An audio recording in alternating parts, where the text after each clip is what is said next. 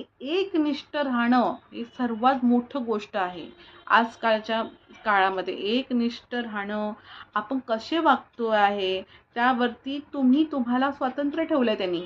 तुम्ही आता डिसाईड करा. तुम्हाला चांगलं पाहिजे तर तुम्ही चांगले राहा, तुम्हाला वाईट पाहिजे असेल तर तुम्ही वाईट राहा. म्हणजे जे कराल ते तुम्हाला भरावं लागणारच आहे, आज नाही तर उद्या. आपण म्हणतो नशीब इथे श्रेष्ठ आहे, बरोबर आहे, पण तुम्ही तुमचं नशीब तुमच्या कर्मानेच बनवलेलं आहे.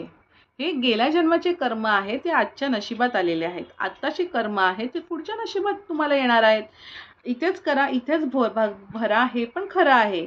तुम्ही हे आज मी जसं ज्याप्रमाणे मी तुम्हाला सांगते, हे हे तुम्हाला विश्व प्रार्थना जी आपल्याला वामनराव पै महाराजांनी दिली आहे, ती एकदा म्हणून बघा आणि 1 महिन्यानंतर त्याचा अनुभव तुम्ही मला सांगा. तुम्ही कमेंटद्वारे की तुम्हाला काय अनुभव आला, तुम्हाला काय म्हणजे काय